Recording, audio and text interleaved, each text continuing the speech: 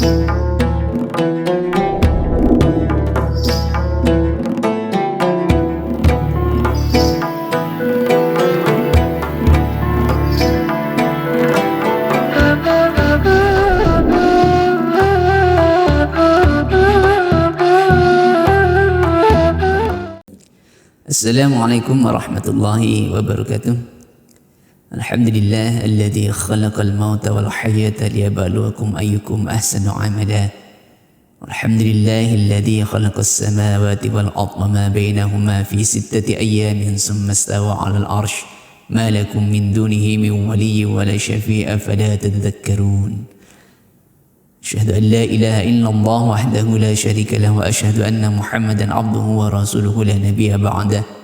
Allahumma salli wa sallim wa barik ala nabiyyina Muhammad wa ala alihi wa ashabihi ajmain, amma ba'du. Sahabat podcastmu dimanapun Anda berada, mari pada kesempatan ini kita sama-sama haturkan sanjung puji kita, tasbih tahmid kita kepada Allah Subhanahu wa taala yang telah melimpahkan nikmat kepada kita, memberikan seluruh kebutuhan kita, baik kebutuhan lahir, kebutuhan batin, semuanya tersedia lewat penciptaan langit dan bumi dan apa-apa yang ada di antara keduanya.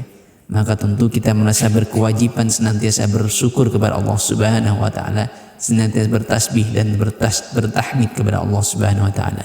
Salawat dan salam mari kita sama-sama haturkan kepada Rasul kita Muhammad sallallahu alaihi wasallam sebagai bentuk rasa cinta kita, hormat, tawaddu dan juga terima kasih kita kepada beliau yang telah membawa risalah penyempurna ad-dinul Islam melalui Al-Quran dan hadis-hadis beliau. Sahabat podcastmu dimanapun Anda berada, pada kesempatan ini saya akan menyampaikan tausiah singkat yang masih berkaitan dengan sholat. Kalau di pertemuan kemarin kita menyampaikan kenapa kita harus sholat, bahwasanya sholat itu adalah keren, sholat itu adalah istimewa. Perintahnya pun harus bertemu langsung dengan Allah Subhanahu wa taala melalui Isra Mi'raj.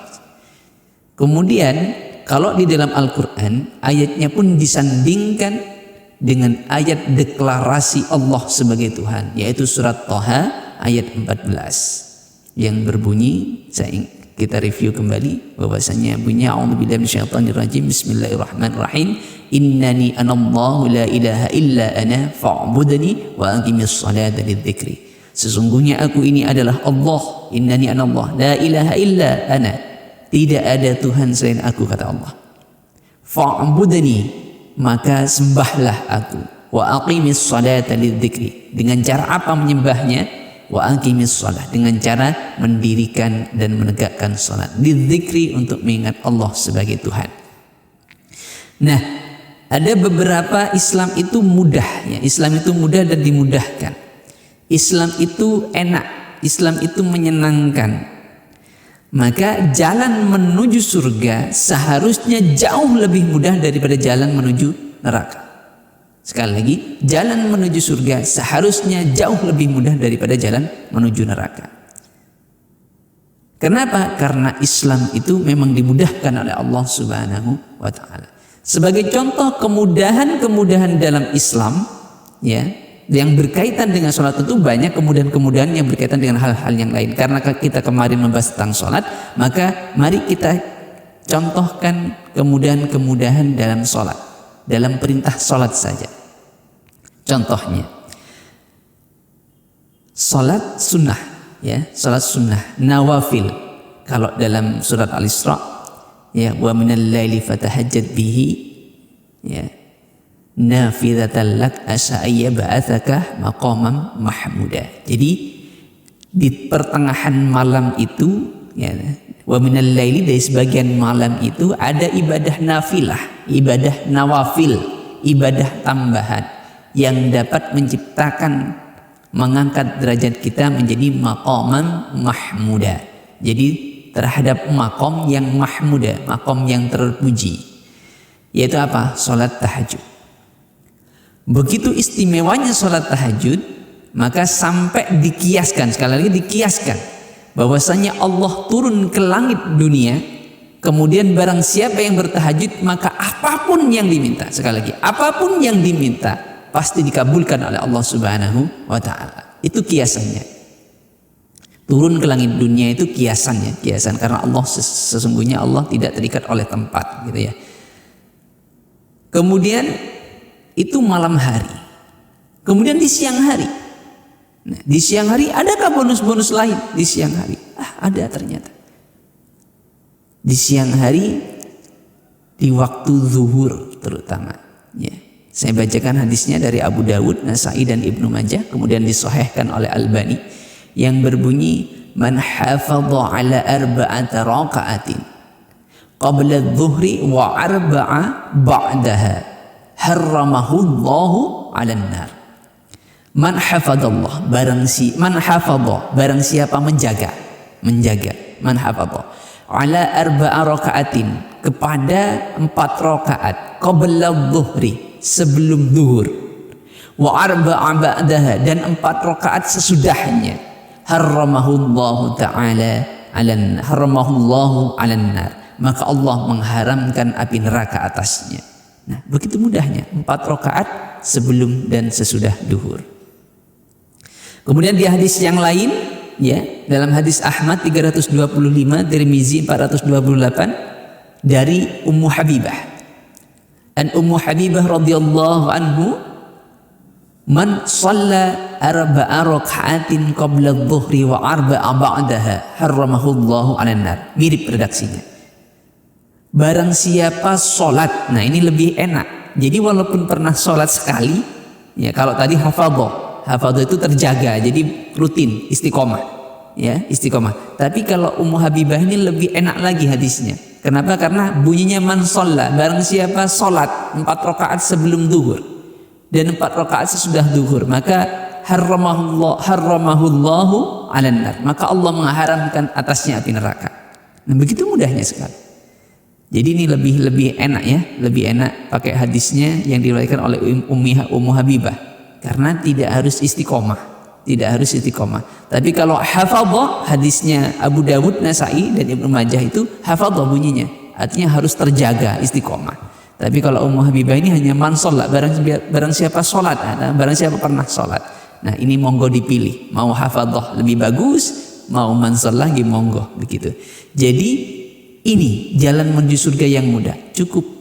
Dan tentunya harus beriman ya, harus beriman. Kemudian perintah Islam ya, perintah Islam yang ada 4 rukun kecuali haji itu harus dilaksanakan karena itu adalah tiangnya agama.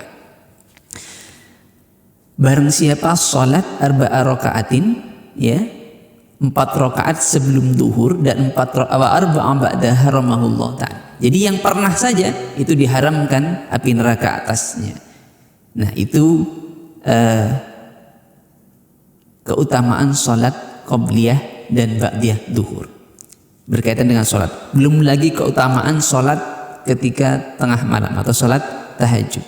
Belum lagi keutamaan sholat fajar ya. Belum lagi sholat fajar. Sholat fajar di hadis Nabi yang sudah masyhur bahwasanya sholat fajar 2 rakaat jauh lebih utama daripada bumi seisinya, langit dan bumi seisinya.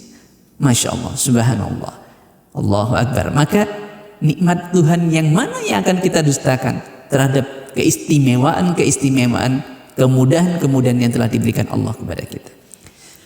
Atau dalam sebuah riwayat dalam kitab kuning, kalau kita pernah baca kitab kuning namanya Sulam Safinah dikarang oleh Al-Imam ya di situ menukilkan pendapatnya Al-Ghazali bahwasanya barang siapa yang sholat 4 rakaat saja qobliyah saja, tidak harus ba'diyah, 4 rakaat qobliyah saja, maka ada 1000 malaikat yang senantiasa memohonkan ampun atas dosa-dosanya ila yaumil kiamat, sampai hari kiamat.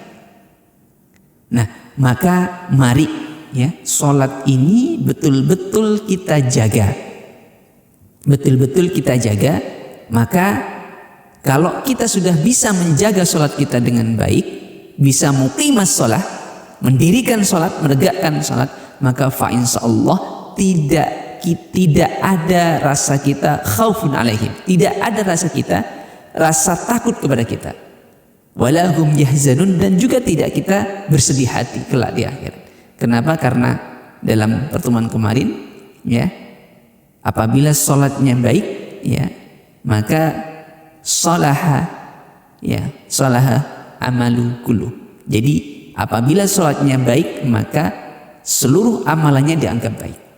Dan apabila fasadat, rusak sholatnya, maka seluruh amalannya, seluruh perbuatannya dianggap rusak oleh Allah Subhanahu wa ta'ala. Mari kita senantiasa berlomba-lomba menjaga sholat kita. Mudah-mudahan kita dimasukkan kepada Allah oleh Allah Subhanahu wa ta'ala terhadap golongan orang-orang yang beriman dan beramal soleh.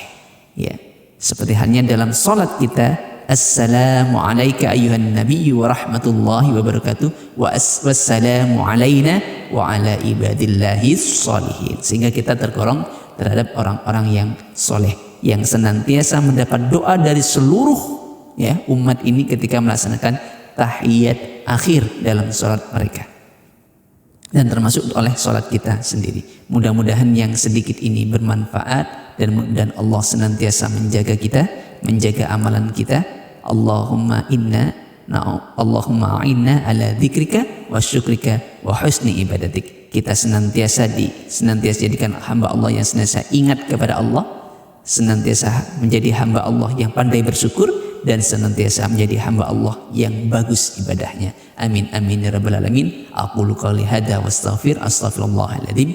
Assalamualaikum warahmatullahi wabarakatuh.